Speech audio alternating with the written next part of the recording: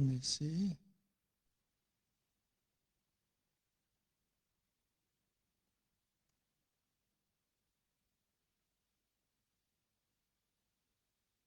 Shalom Bu Ayu.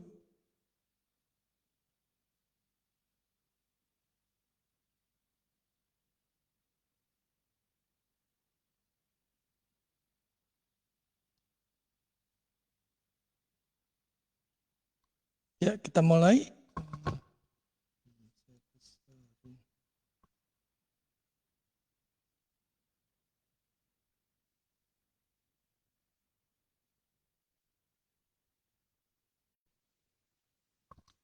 Oke, kita masuk pengantar teologi perjanjian baru. Kita akan mempelajari tentang ajaran-ajaran utama di dalam kitab perjanjian baru secara sistematis. Jadi seperti yang pernah Bu Ayu dapatkan perjanjian baru yang itu adalah surat-surat am ya. Artinya surat Petrus, Yakobus, Yudas, dan itu surat-surat am semua ya. Yang kita pelajari sekarang adalah pengantar teologi perjanjian baru. Jadi kita mempelajari ajaran-ajaran utamanya secara sistematis dan biblika berdasarkan konteks sejarah, penulis, dan tujuan setiap kitab. Jadi secara singkat teologi perjanjian baru itu berpusat pada Yesus Kristus. Jadi seperti di dalam keseluruhan pelajaran STOS yang sudah saudara dapatkan, itu kan ditekankan pada Kristosentris ya. Sudah bukan lagi antroposentris. Inti perjanjian baru adalah pribadi dan karya Yesus. Baik itu kelahirannya, pelayanannya, kematiannya di salib, kebangkitannya, dan kenaikannya. Kemudian juga menjelaskan penggenapan janji Allah.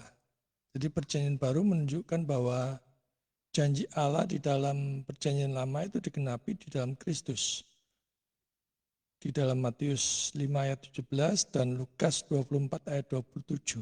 Mari kita buka Matius 5 ayat 17, kemudian yang lainnya Lukas 24 ayat 27. Silakan siapa yang ketemu duluan.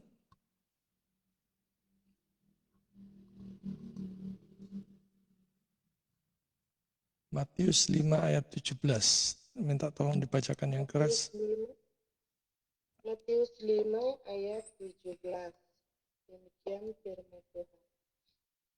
Janganlah kamu menyangka bahwa aku datang untuk meniadakan hukum Taurat atau kitab para nabi.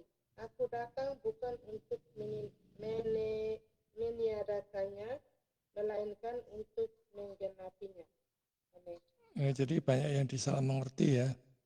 Yesus tidak meniadakannya. Yang ditiadakannya itu yang seremonial yang berkaitan dengan upacara-upacara. Mari kita lihat Lukas 24 ayat 27. Silakan yang sudah ketemu. Lukas 24 ayat 27. Lalu ia menjelaskan kepada mereka apa yang tertulis tentang dia dalam seluruh kitab suci, mulai dari kitab Musa dan segala kitab nabi-nabi. Ya.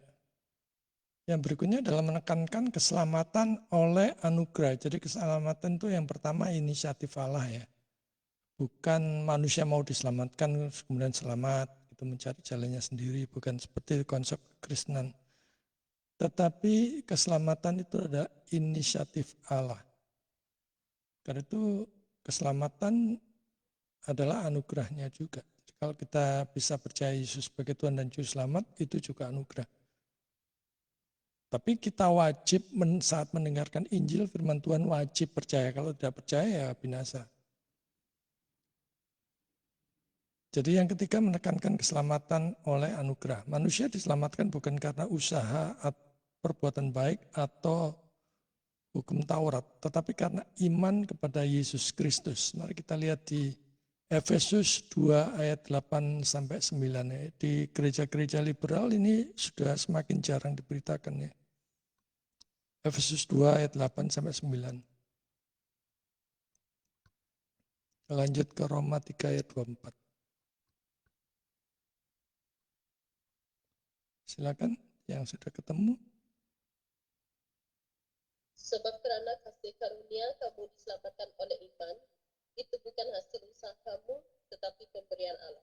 Itu bukan hasil kerjaanmu, jangan ada orang yang memegahkan diri. Jadi kalau kita bisa berbuat baik dalam hal apapun, ataupun kesalehan dalam hal apapun, itu 100% dari dia. Baik to will and to do, baik itu kemauan dan kemampuan itu diberikan, dianugerahkannya. Kita tidak mungkin bisa percaya kepada dia atau mau percaya kepada dia sebagai Tuhan dan Juru Selamat kalau kita tidak dilahirbarukan. Tidak dianugerahkan iman kepada Yesus. Ya, lanjut ke Roma 3 ayat 24.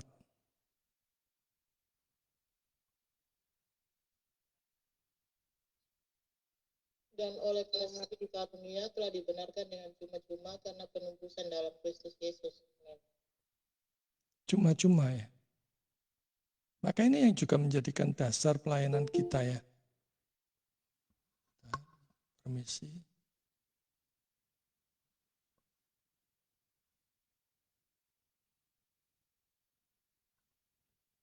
Salam malam Pak Anto, kita baru mulai. Ya, Roma 3 ayat 24 tadi ya, bahwa kalau kita bisa berbuat baik dalam hal apapun itu pasti 100% dari dia. Tapi sebaliknya ini dua hal ya, kalau kita jatuh ke dalam dosa apapun itu 100% salah kita sendiri. Jangan pernah menyalahkan Tuhan. Itu salah kita sendiri. Yang keempat, membahas tentang kehidupan gereja mula-mula. Kitab Kisah Para Rasul dan surat-surat Rasul itu menjelaskan pertumbuhan gereja, ajaran para rasul, serta kehidupan orang percaya. Jadi kalau kita mau melihat eklesiologi kan kita sudah dapat ya, asal-usulnya ya kita baca banyak-banyak dari Kisah Para Rasul ya. Kalau kita mau mengetahui sejarah mulanya gereja itu bagaimana, apakah gereja kita itu sudah sama seperti yang kitab suci gambarkan atau tidak. Tapi pada umumnya zaman sekarang yang paling tidak sesuai adalah mereka peduli terhadap pertumbuhan jemaatnya sendiri, tidak peduli terhadap gereja lain. Padahal satu tubuh Kristus. Nah itu yang hilang ya dari ajaran gereja mula-mula. Di mana yang satu sakit, yang lain merasakannya. Di mana yang berkelebihan mencukupkan yang kekurangan dan yang lainnya. Kalau yang sekarang diberkati secara berlebihan ya nggak peduli sama gereja. Ada juga yang peduli tapi kan mayoritas memikirkan gereja yang sudah bagus diperbagus lagi, dibangun lagi. Padahal masih banyak gereja-gereja yang lainnya yang membutuhkan atau bahkan sedang merintis, saudara. Nah saya berharap saudara-saudara yang akan melayani atau bahkan yang sudah melayani saat ini memikirkan ini ya. Karena saudara-saudara calon pemimpin. Kita tidak bisa lagi memikirkan diri kita sendiri karena kita bukan lagi milik kita sendiri. Kita milik Tuhan sepenuhnya. Jadi harus peduli juga kepada sesama. Yang kelima, mengajarkan pengharapan eskatologis. Perjanjian baru menekankan kedatangan Kristus. Yang kedua, kebangkitan orang mati dan kerajaan Allah yang kekal. Nanti saudara bisa baca di Wahyu pasal 21 sampai 22. Jadi teologi perjanjian baru itu studi tentang wahyu Allah yang puncaknya ada di dalam Yesus Kristus. Jadi kalau nggak ada Yesus Kristus yang diberitakan, ya itu wahyu yang lain ya, studi yang lain ya. Serta implikasinya bagi keselamatan gereja dan pengharapan masa depan umat percaya. Pengharapan kekal kita adalah kelak bersama dengan Juru Selamat di dalam kekekalan. Itu pengharapan kita yang paling tinggi ya nilainya. Sekarang kita lihat hakikat dan ruang lingkup teologi perjanjian baru. Yang pertama, hakikat teologi perjanjian baru adalah studi tentang ajaran utama kitab-kitab perjanjian baru yang berpusat pada pribadi dan karya Kristus. Teologi ini berusaha memahami bagaimana Allah menyatakan keselamatannya melalui Kristus. Nah inti Injil itu ini ya. Bagaimana Allah menyatakan keselamatannya melalui Kristus. Kalau saudara tidak ada berita Kristusnya, berita keselamatan di dalam Kristus, ya saudara tidak melakukan penginjilan. Saudara melakukan pelayanan menurut pikiran dan kehendak saudara sendiri. Serta bagaimana ajaran itu diajarkan oleh para rasul dan penulis kitab-kitab perjanjian baru. Jadi hakikatnya yang pertama mencakup wahyu Allah yang mencapai puncaknya di dalam Yesus. Puncak di dalam kita memberitakan firman Tuhan, berkhotbah, menyampaikan renungan, itu sampaikan puncaknya ini Yesus Kristus beritanya. Puncaknya itu selalu Yesus. Kemudian hakikatnya juga menyangkut penggenapan janji-janji Allah di dalam perjanjian lama. Keselamatan oleh anugerah melalui iman yang tadi yang sudah kita baca. Kehidupan baru orang percaya di dalam Kristus. Yang kedua, ruang lingkup teologi perjanjian baru, ini dia ruang lingkupnya mencakup seluruh ajaran utama di dalam kitab-kitab perjanjian baru, antara lain kristologi, ini sudah ya saudara-saudara, soteriologi, kerajaan Allah, pneumatologi, eklesiologi, etika Kristen, eskatologi. Ini sudah semua ya, sudah 2025 ya. Kristologi ini mempelajari tentang pribadi dan karya Yesus. Soteriologi itu tentang keselamatan hanya oleh anugerah melalui iman. Kerajaan Allah itu tema utama dari pengajaran Yesus. Pneumatologi tentang peran Roh Kudus dalam keselamatan dan gereja. Eklesiologi tentang hakikat dan kehidupan gereja. Etika Kristen kita juga sudah hidup kudus sebagai respon terhadap Injil. Eskatologi kedatangan Kristus kembali dan pengendapan akhir. Jadi hakikat teologi perjanjian baru adalah memahami wahyu keselamatan Allah di dalam Kristus, sedangkan ruang lingkupnya itu mencakup seluruh ajaran pokok tentang Kristus, tentang keselamatan, tentang gereja, kehidupan orang percaya, dan puncaknya adalah pengharapan masa depan. Jadi kalau saudara sudah mengetahui ini puncaknya pengharapan akan masa depan, bahwa saudara nanti yang sudah mempunyai juru selamat saudara akan kemana, itu seharusnya mendorong saudara lebih giat lagi dalam melayani. Lebih mati-matian lagi bagi Tuhan. Karena kita berkorban dalam bentuk apapun itu tidak bakal bisa menggantikan karya penebusan Kristus di kayu salib, saudara. Dia menebus seluruh dosa kita dari lahir sampai sekarang. Jadi renungkan baik-baik itu dan ajarkan itu dengan baik-baik juga kepada jemaat dan persekutuan saudara. Jadi teologi PB itu studi sistematis tentang ajaran dan makna iman Kristen sebagaimana yang diwahyukan di dalam perjanjian baru. Nah kemarin saya diskus sama Bu Jesi sama Pak Anto ya, saya mau mengadakan kelas Ibrani dan Yunani, tapi yang tertarik cuma 2 orang. Saya sudah sempat membuat materinya dan agak berat rasanya juga kalau misalnya cuma 2 orang yang ikut ya. Jadi mungkin akan saya tunda nanti sampai enggak tahu kapan. Mungkin yang semester depan akan saya ganti hal yang praktis di dalam pelayanan. Karena saya nilai sudah cukup ya, sudah mendapatkan teori ya, kita tinggal prakteknya aja. Jadi teologi perjanjian baru secara biblika itu mempelajari merumuskan ajaran-ajaran utama dalam kitab-kitab perjanjian baru berdasarkan konteks historis, sastra, dan teologis dengan pusat pribadi dan karya Yesus. Jadi teologi ini berusaha supaya kita bisa memahami dengan baik bagaimana para penulis perjanjian baru, Matius, Paulus, Yohanes, dan lain-lain. Kalau Wahyu dulu kan surat-surat am ya, cuman Petrus, Yohanes, Yudas, Yakobus, 4 itu ya. Perjanjian baru menurut surat-surat am. Kalau ini menurut keempat Injil beserta Yohanes ya. Ketiga Injil beserta Yohanes.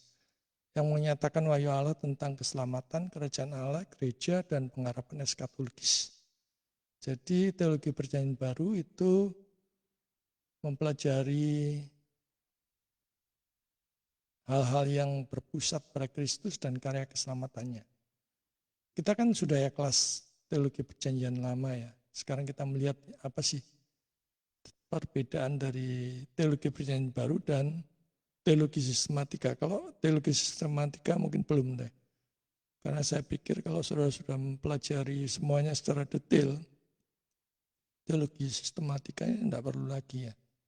Karena itu cuma merangkum saja ya. Jadi walaupun keduanya sama-sama mempelajari ajaran Alkitab, pendekatan dan fokusnya berbeda. Kita lihat dari segi pendekatannya ya.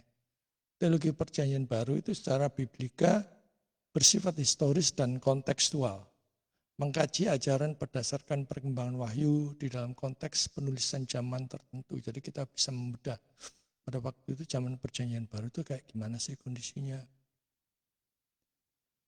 Bertanya apa yang Paulus ajarkan tentang keselamatan atau bagaimana Yohanes memahami Kristus. Ini kan juga seringkali ditanyakan oleh agama seberang ya. Jadi kalau kita tidak mengetahui ya sulit nanti. Banyak juga loh hamba-hamba Tuhan yang belum sampai mengetahui hal yang seperti ini. Jadi saya harap kalau sudah materinya dibagikan, dipelajari baik-baik ya.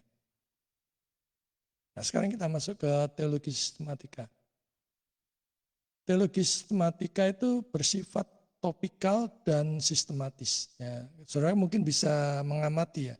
Kalau ada gereja tertentu yang khotbahnya secara topikal, misalnya khotbah tentang berkat kelimpahan misalnya, atau topik tentang sukacita dalam penderitaan, nah itu berarti dia menyukai topikal. Tapi kalau sistematis itu biasanya tentang ayat-ayat yang pendek-pendek ya, terus kemudian digali. Nah, cuman ada dua tipe itu. Jadi supaya kita bisa mengenal saudara sendiri, saudara bisa ukur saudara sendiri termasuk yang mana, yang suka topikal, apakah yang sistematis. Saya sendiri kalau saudara lihat di khotbah Grace Ministry Church itu cenderung ke khotbah exegesis ya, atau expository ya. Kadang juga topikal, kalau pas saya lagi menemuin topikal yang menarik, itu saya bagikan juga. Mengumpulkan seluruh ajaran Alkitab, baik PL dan PB, jadi kita ini mempercayai keseluruhan Alkitab ya, baik PL maupun PB ya. Ada kan gereja tertentu yang hanya meninggikan PB. Tapi PL-nya mau dibuang atau gimana, saya nggak tahu. Awalnya mereka mendirikan gereja itu. Nah saya harap gereja saudara ataupun pelayanan yang saudara perintis nanti, atau bahkan yang sedang berjalan sekarang, itu memperhatikan keduanya, baik PL dan PB. Karena Allah yang kita sembah di dalam Yesus itu bukan Allah yang berlidah bercabang ya, sebentar ngomong ini, sebentar ngomong itu. Tapi konsisten baik itu PL maupun PB tentang suatu tema tertentu ya. Bertanya apa ajaran Alkitab secara keseluruhan tentang keselamatan. Secara keseluruhan itu dalam PL dan PB ya.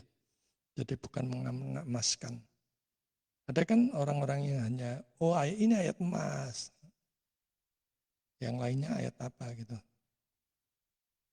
Jadi kita tidak memilah-milah seperti itu ya kalau kita sudah belajar kebenarannya. Seluruh firman dalam PL dan PB itu firman Tuhan. Jadi kita percaya semuanya. Dari segi sumber, teologi PB itu fokus hanya pada perjanjian baru.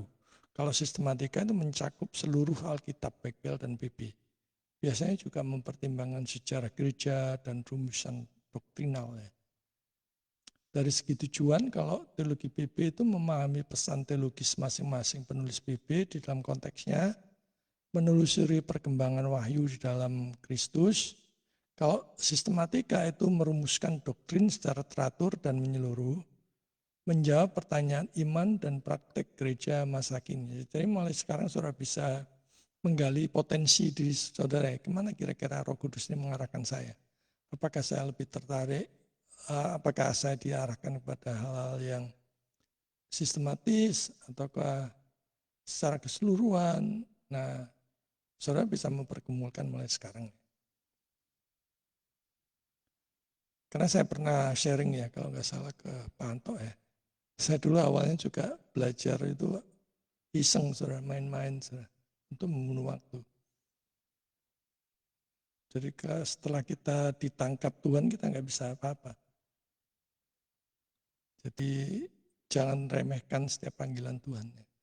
Jangan seperti saya. Kalau saya dulu kan menunda-nunda banyak alasan. Contoh perbandingannya, kalau PB itu meneliti konsep pembenaran menurut Paulus di dalam Roma dan Galatia. Kalau secara sistematik itu menggabungkan seluruh ajaran tentang pembenaran dari PL dan PB, lalu merumuskannya menjadi suatu doktrin pembenaran.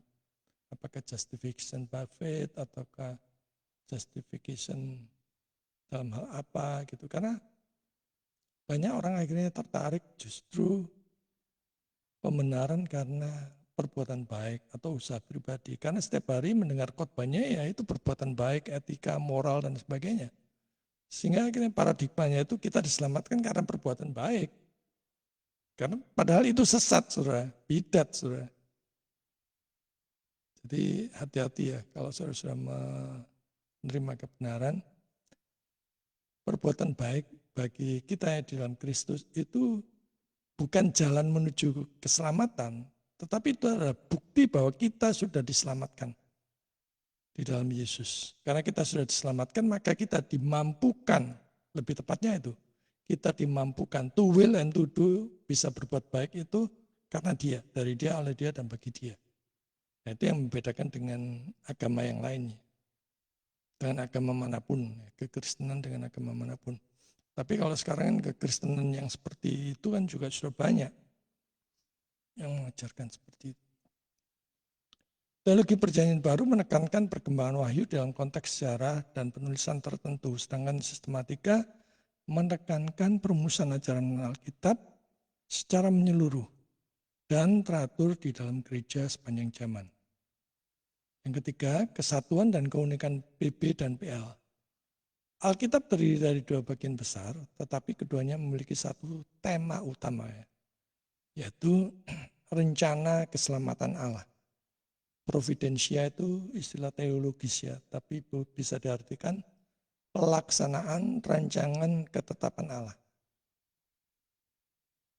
Jadi kalau sudah mendengar kata providensia itu artinya seperti itu, sebenarnya lebih jauh dari bukan sekedar pemeliharaannya, tapi pelaksanaan rancangan ketetapan Allah. PL dan PB tidak berdiri terpisah melainkan saling melengkapi. Aspek kesatuannya ini dia, satu Allah yang sama. Allah yang bekerja dalam PL adalah Allah yang sama yang dinyatakan dalam PB. Ibrani 1 ayat 1 sampai 2. Silakan yang sudah ketemu.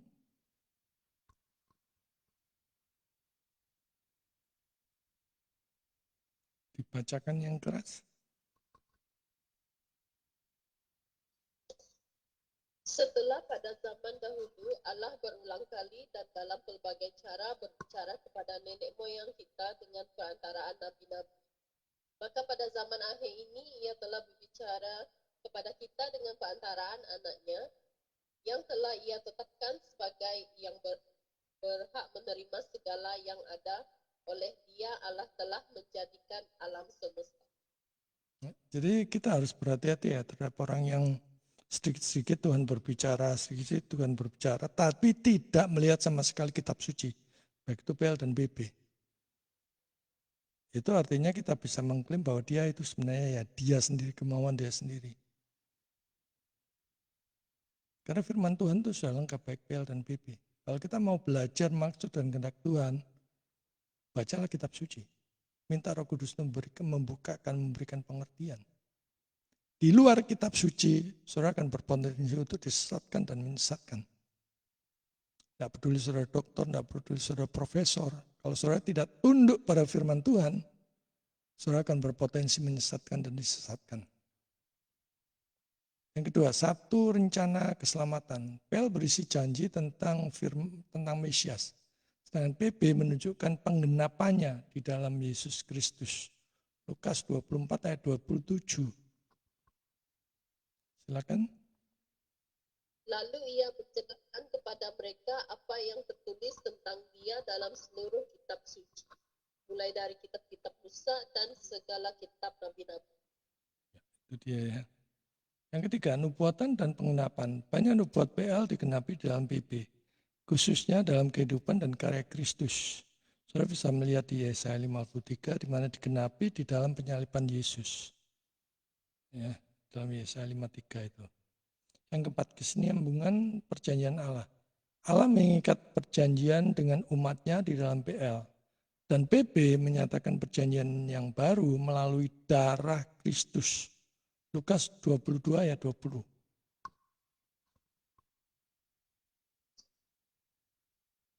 Demikian juga dibuatnya dengan cawan sesudah makan, ia berkata, cawan ini adalah perjanjian baru oleh darahku yang ditumpahkan bagimu. Ya, itu dia ya. Melalui darah Kristus. Karena itu di dalam perjamuan itu tidak boleh main-main, saudara. Kalau saudara tidak memahami pengorbanan Kristus, lebih baik saudara tidak ikut di dalam perjamuan ya. Karena perjamuan itu sangat-sangat kudus. Saudara membayangkan kekudusan Allah itu luar biasa. Kalau saudara memandang diri saudara tidak layak untuk ikut, jangan pernah ikut perjamuan. Karena itu biasanya kalau di Protestan atau gereja-gereja presbiter itu ada persiapannya. Karena itu bukan dilakukan untuk sembarangan ya. Kalau sekarang kan sudah mulai berkurang nilainya ya. Mereka degradasi nilai. Perjamuan suka-suka mereka aja. Atau memperingati apa.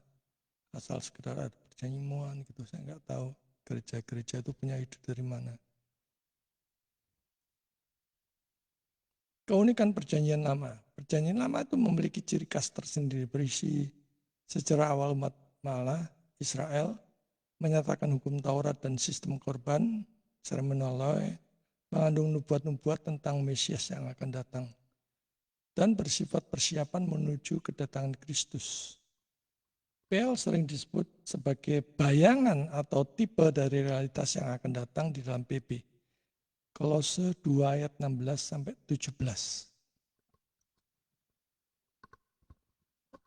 Disambung dengan Ibrani.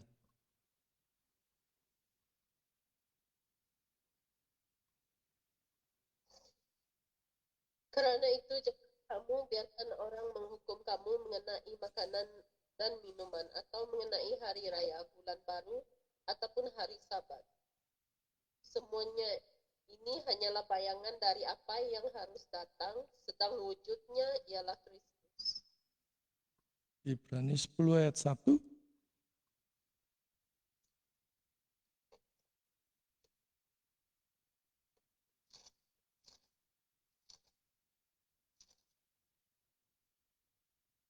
Di dalam hukum Taurat hanya terdapat bayangan saja dari keselamatan yang akan datang, dan bukan hakikat dari keselamatan itu sendiri. Karena itu dengan korban yang sama, yang setiap tahun terus-menerus dipersembahkan, hukum Taurat tidak mungkin menyempurnakan mereka yang datang mengambil bagian di dalamnya. Ya, jadi korban itu tipologi daripada Kristus di kayu salib ya.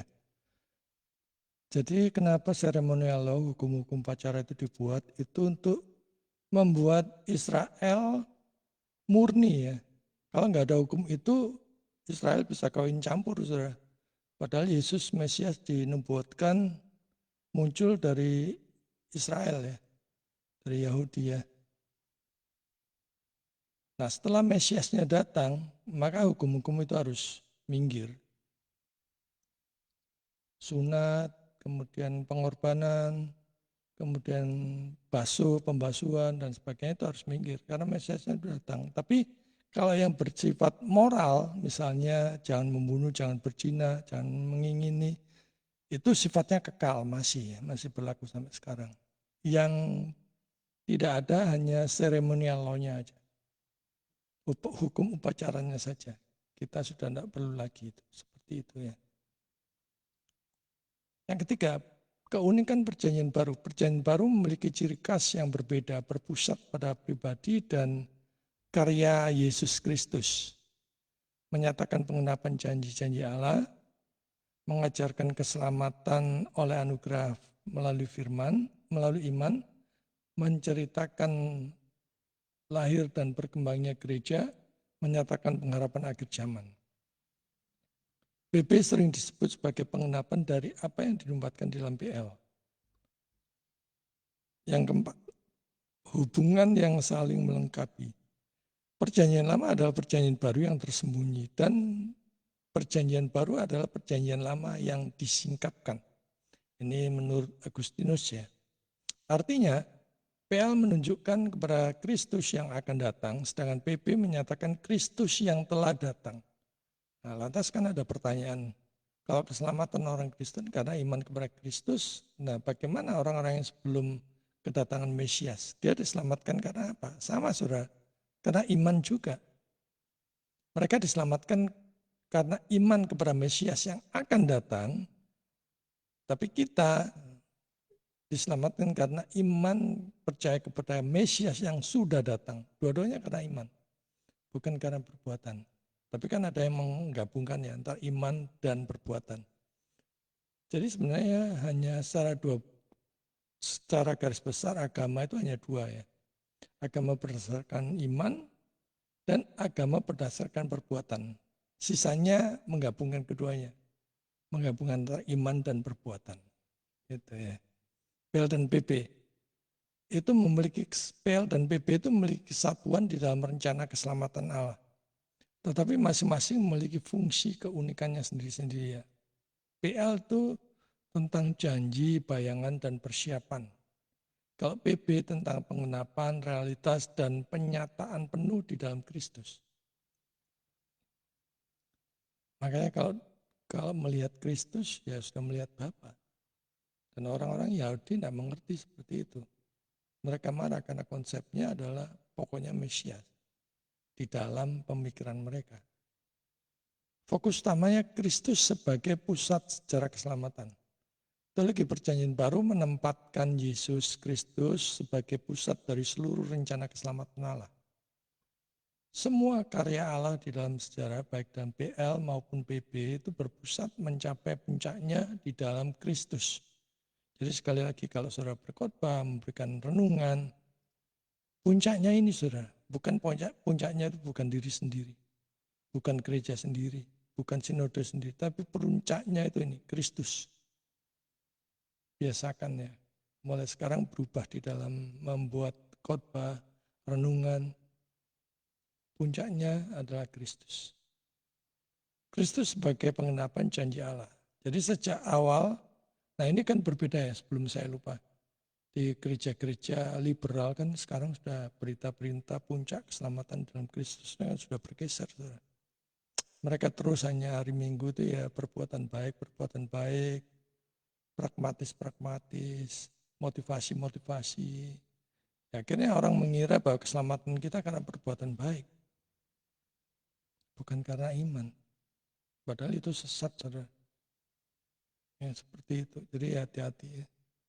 Pilih-pilih di dalam saudara melayani ataupun bergereja.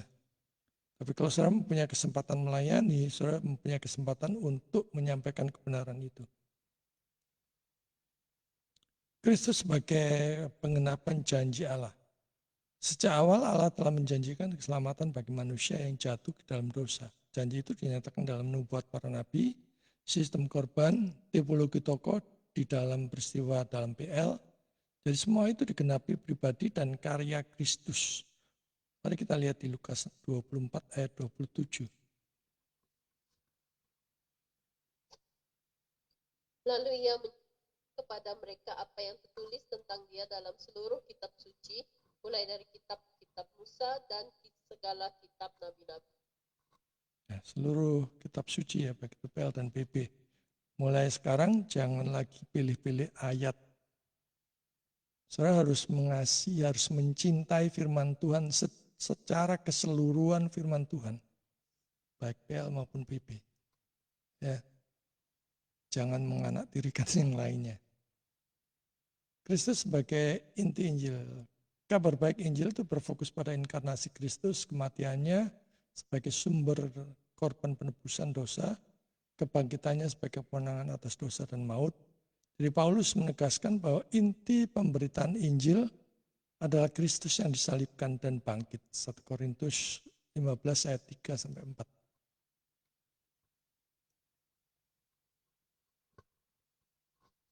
Silakan.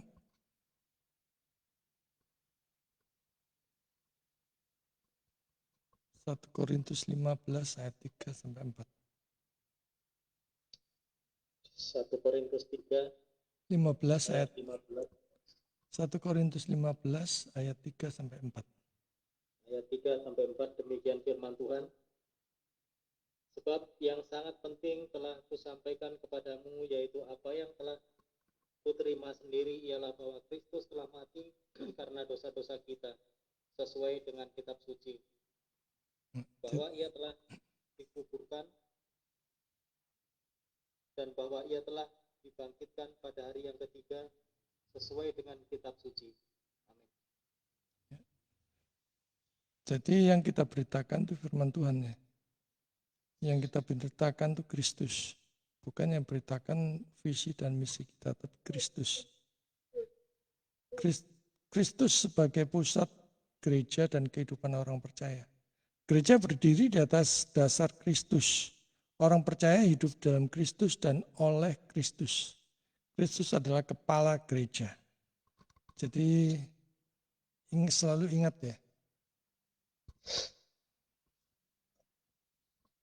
Sebentar ada telepon. Si ngajar, sebentar ngajar. Ya, si ngajar. Ya, kita lanjutkan. Gereja berdiri di atas Kristus, Efesus 2 ayat 20. Yang dibangun di atas dasar para rasul dan para nabi dengan Kristus Yesus sebagai batu penjuru. Galatia 2 ayat 20.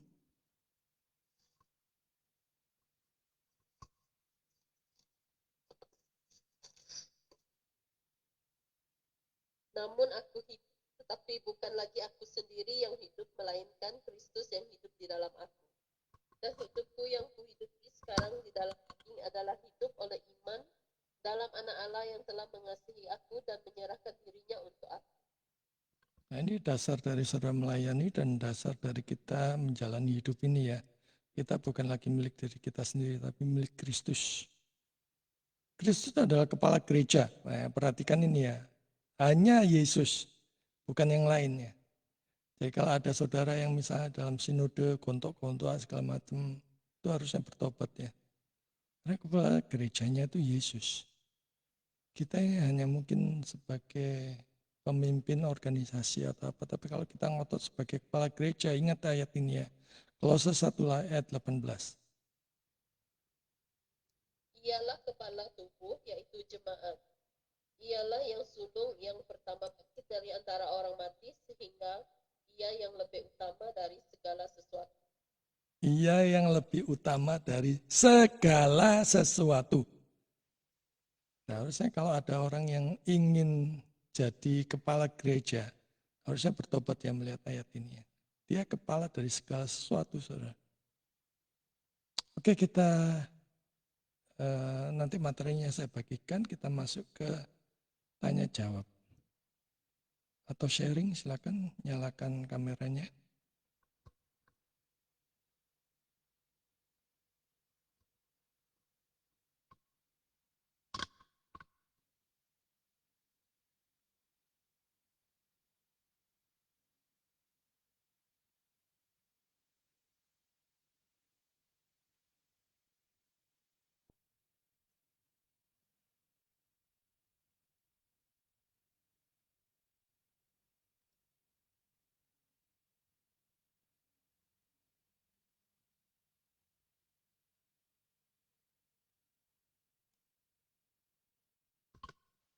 Ya, silakan saudara kalau mau sharing boleh juga, ini Sabtu. Belum pernah kan kita kelas Sabtu. Ini baru pertama kali kelas Sabtu Pak Anto, dicoba. Ya, silakan. Ya, salam Bapak sudah ini. Saya rasa hari Rabu juga kan halangan tak bisa gabung karena ada Ya, makanya kita ubah hari Kamis kan. Iya. Tadi Pak Gusti pamit karena mentornya yang dokter itu Sakit jantung katanya, serangan jantung. Ya kita doakan semoga beliau sembuh. Bu Ayu kemana? Oh sudah cabut ya. Tadi siang kabarnya masuk rumah sakit. Iya masuk UGD katanya. Silakan kalau mau sharing. Ya, siap Pak. Salam Pak. Saya Salam. kemarin ini kebetulan kan ditelepon dengan saudara diajak berbuka bersama. Nah, di situ setelah kita habis makan selesai, nah, kita asik ngobrol lama-lama, akhirnya kita jadi berargumen di situ. Tentang Nah, apa itu? mereka tetap membicarakan bahwa tentang Isa Al-Masih, dengan Yesus Kristus. Mereka ini mengatakan bahwa keduanya ini sebenarnya sama, yang kita yakini ini sama, mereka bilang begitu kan. Lalu suruh melanjutkan. Nah, tetap akhirnya saya bilang itu memang nggak sama, sebenarnya nggak sama. Apa yang kamu yakini, yang kamu imani, itu nggak sama dengan apa yang saya yakini dan saya imani. Saya bilang begitu. Awalnya kan kita berbicara bahwa dalam kehidupan sehari-hari kita berbicara masalah perjalanan hidup, bagaimana Tuhan memelihara, Tuhan menolong. Saya ceritakan semua ke mereka, akhirnya mereka kan tertarik. Akhirnya kita ngobrol lah serius di situ. Sampai akhirnya dia menceritakan bahwa Nabi Isa itu memang manusia yang diutus oleh Tuhan, katanya bilang begitu. Itu hanya sebatas utusan. Jadi tidak boleh, artinya itu kita itu mentuhankan manusia. Nah, itu sudah saya jelaskan, tapi mereka tetap nggak bisa terima, karena mereka bilang bahwa di Al-Quran itu Nabi Isa ya hanya manusia, gitu. Hanya manusia biasa, hanya utusan. Nah, saya bilang kalau memang Nabi Isa itu hanya sebatas utusan, kenapa Nabi Isa ini dikasih mujizat juga bisa menghidupkan orang mati seperti itu, punya kuasa otoritas yang dari Allah Maha Tinggi. Akhirnya dia bilang juga ada satu orang siapa itu namanya, dia bilang saya lupa, itu juga bisa dan sanggup untuk menghidupkan orang mati juga, katanya bilang begitu kan. Nah, satu yang mereka itu tidak bisa, memberikan jaminan keselamatan setelah kita mati. Saya bilang begitu. Ya memang tidak ada, Nabi Muhammad itu katanya mengatakan itu di dalam Alkitab, Al-Quran itu tidak ada, tetapi dialah yang akan menjamin dan memberikan syafaat, menuntun kita umat muslim ini kepada menuju jalan surga, katanya bilang begitu. Perspektifnya kan berbeda ya, sudut pandangnya berbeda. Jadi kacamatanya beda. Kristen melihat pribadinya bagaimana, yang lainnya melihat pribadinya bagaimana. Tapi perbedaan yang paling mendasar itu dalam hal yang pertama tentang keilahiannya.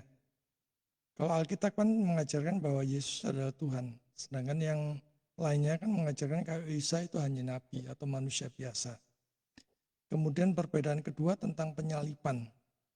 Itu kan Alkitab dengan jelas mengajarkan bahwa Yesus benar-benar sungguh-sungguh disalibkan untuk menebus dosa. Bahkan yang di luar kekristenan pun mengakuinya karena fakta-fakta sejarahnya ada bahwa Yesus disalibkan.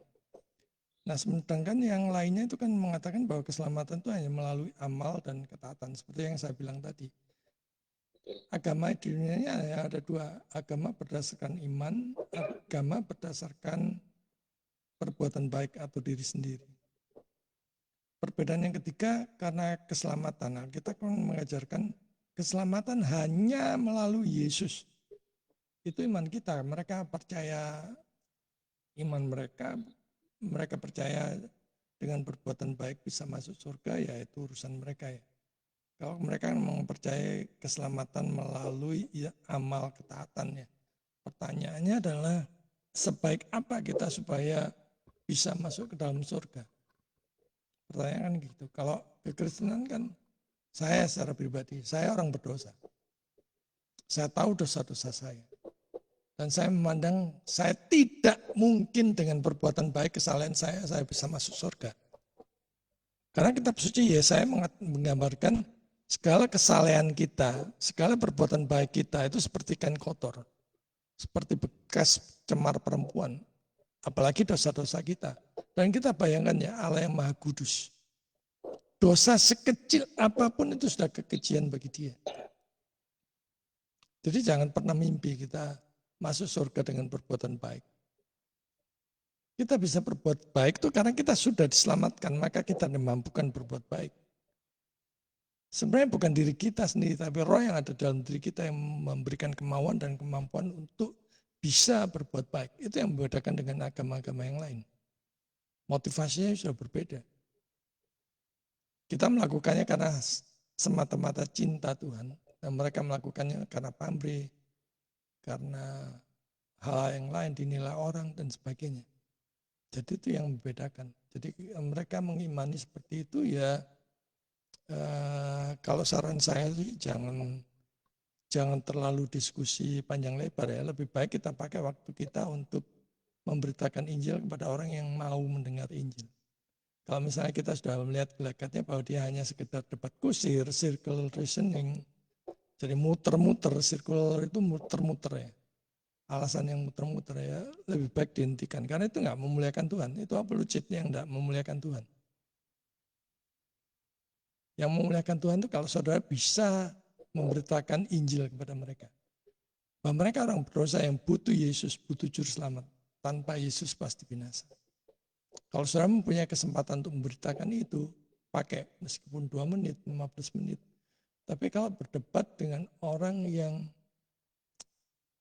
memang dia mempunyai paradigma seperti itu dan tidak mau berubah, dan hanya mencari-cari kesalahan kita, apalagi sampai mengejek, sampai mengolok-olok Yesus, lebih baik dihentikan.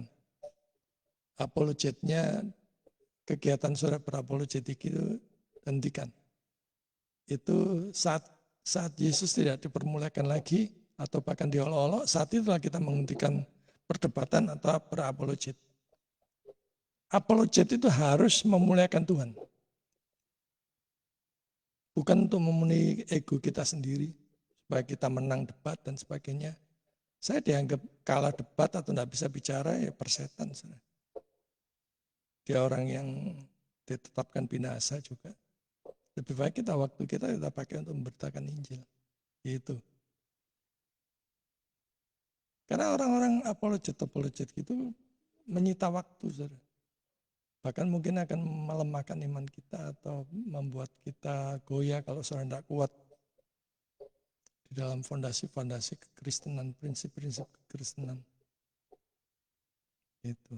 Jadi ya sebenarnya kepercayaannya dia itu juga kan hanya sebatas ini ya, sebatas belajar sekedarnya ya. Masalahnya memang itu warisan dari leluhur ya saya rasa, dan dia juga belajarnya juga sekedarnya. Makanya saya cuma sampaikan bahwa kalau memang ingin tahu kebenarannya, itu pelajari sejarah, pelajari Al-Quran, pelajari Alkitab, supaya kamu mengerti. Kalau saudara terpaksa harus terjun di dalam apologet, langkah yang tercepat adalah telanjangi dosa-dosanya. Kamu orang berdosa dari lahir sampai sekarang, kamu pernah nggak merenungkan dosa-dosamu? Secara jujur hati nuranimu mengatakan apa? Kalau malam ini kamu dipanggil Tuhan, kamu bisa nggak masuk surga?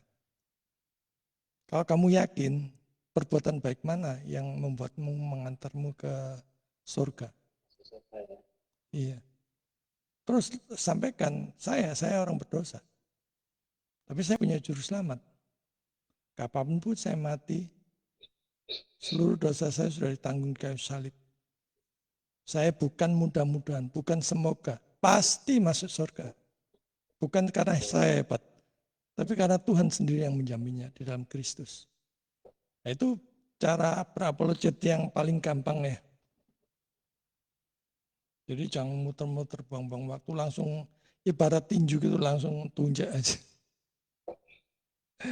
Langsung aja sudah telanjangi dosa-dosanya. Secara hati nurani mereka sendiri gak yakin. Kalau orang berdasarkan perbuatan baik atau iman plus perbuatan baik, mereka pasti tidak yakin selamat. Mudah-mudahan, semoga. Itu bahasa yang diperhalus. Tapi prinsipnya dari hati nurani mereka sendiri gak yakin. Agama manapun, kita tidak menuju ke satu agama ya, agama manapun.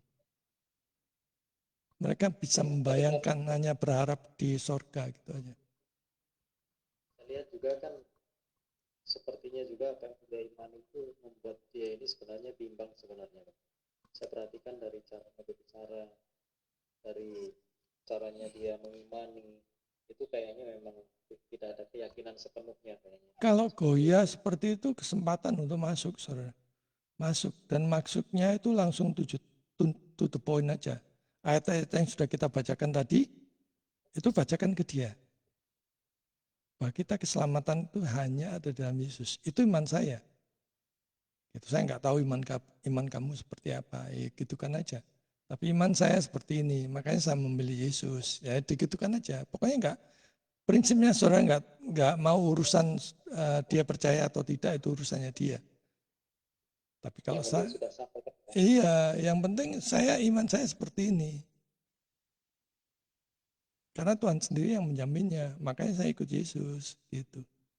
Dibikin apa ya, kayak orang bongol gitu. Ya kamu percaya seperti itu, ya itu imanmu, ya teruskan. Kalau kamu yakin nanti hari ini malam ini ya dipanggil Tuhan, kamu pasti masuk surga. Biar dia nggak bisa tidur. Nah, itu juga berlaku untuk orang Kristen yang kambing misalnya. Bukan orang Kristen KTP itu berlaku juga. Kalau dia tidak yakin itu menunjukkan bahwa imannya juga tidak beres. Aku selamat atau tidak ya? Kalau iman yang sejati yang dianugerahkan oleh Roh Kudus melalui firman Tuhan, Roh Kudus pasti mengubahkan bahwa kamu pasti selamat. Bukan karena kamu hebat, tapi karena Allah di dalam Kristus itu yang hebat. Roh Kudus itu yang meyakinkan. Tapi kalau belum diyakin berarti imannya kerosok-keroson ya, perasaan sendiri ya. Banyak kan ini. Jangan kan ngomong agama lain. Kristen KTP itu banyak saudara. Makanya saya itu banyak pelayanan di gereja-gereja yang kurang ketat ya pengajarannya. Tujuannya itu untuk memperbaiki, untuk dandani. Tidak usah terlalu muluk-muluk ke agama lain atau apa. Walaupun itu penting juga karena mereka juga butuh juru selamat. Tapi dalam lingkungan saudara kita sendiri yang mengaku Kristen, itu banyak yang nggak yakin. Nah kalau nggak yakin, minta Roh Kudus untuk memberikan iman yang menyelamatkan, iman yang genuine. Itu yang paling penting. Jadi bukan berkat-berkat yang melimpah atau apa. Yang paling penting beresi dulu iman. Dianugerahi iman yang genuine, dianugerahi iman yang saving faith, yang iman yang menyelamatkan. Itu yang paling penting. Oke, ada yang lain? Bu Yeni, Pak Daniel, Bu Jesi, Bu Ayu tadi sempat masuk kan ya? Bu Ayu keluar lagi ya? Kalau tentang Pak Anton ngomong tadi itu, seharusnya kita tidak usah banyak, maksudnya kita panjang lebar untuk menceritakan hal itu. Kadang-kadang nanti kita sendiri pusing. Jadi kita ambil hikmah dari kita ambil yang saja. Jadi di situ firman bisa masuk. Jadi di sini kita juga lagi belajar tentang hal itu, tentang Isa Al-Masih, dan juga kita harus jaga-jaga. Kita ngomong tentang mereka. Iya. Jadi karena mereka iman mereka itu sudah iman mereka. Jadi yang di dalam berapologet itu ada ilmu yang langsung kita straight to the point ya. Poinnya pada keselamatan atau menelanjangi dosa-dosa mereka itu yang paling efektif. Saya juga orang berdosa loh, tapi saya punya juru selamat. Tekankan kita, iman kita. Saya orang berdosa, saya orang brengsek, tapi saya punya juru selamat. Kapanpun Tuhan panggil malam ini, saya yakin saya selamat. Bukan karena saya baik, tapi Allah yang saya sembah di dalam Yesus itu Allah yang sempurna, Allah yang baik. Apa buktinya ya? Buktinya dia datang dari sorga, dari manusia, rela diperkorban di kayu salib. Saya mau menyembah Allah yang peduli, Allah yang bisa merasakan jadi manusia itu seperti apa. Nah itu sudah masuk advance itu Bapak, ngasih penginjilan yang sudah advance.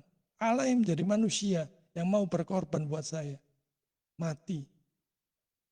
Saya mau menyembah Allah yang penuh kasih seperti itu, bukan Allah yang habis menciptakan ongkang-ongkang kaki. Terserah kamu jatuh dalam dosa, urusanmu kamu berusaha berbuat baik. Saya mempercayai Allah yang begitu peduli, yang tahu bagaimana susahnya jadi manusia. Betapa menderitanya setelah manusia jatuh dalam dosa. Dalam bekerja, dalam pelayanan, dalam menjalani hidup. Allah tahu, Yesus tahu penderitaan kita, kesulitan kita. Dia tahu air mata kita, dia tahu. Dan saya mau memuliakan Allah yang demikian. Allah yang mau menjadi manusia. Nah itu sudah masuk ke penginjilan yang utama, Pak. Benar yang Bu Yeni bilang tadi. Sudah langsung ke urusan kita sendiri aja sudah. Langsung ke urusan kita sendiri aja. Nanti kalau kita bahas dia, kita nggak menguasai materinya, kan kita bukan agama itu. Kita sendiri nanti malah bisa diputar balikan. Urusi diri aja firman kita. Wah kurang 1 menit. Oke, selamat melayani untuk hari Minggu. Tolong istirahat yang cukup. Berikan yang terbaik kepada Tuhan di dalam pelayanan saudara. Terima kasih Pak Daniel, Pak Eko, Bu Yeni, Bu Jesi, Bu Ayu juga tadi ya. Tuhan memberkati. Semuanya. Salam. Berkat. Salam. Kalau Tuhan berkati. Selamat malam. Selamat malam.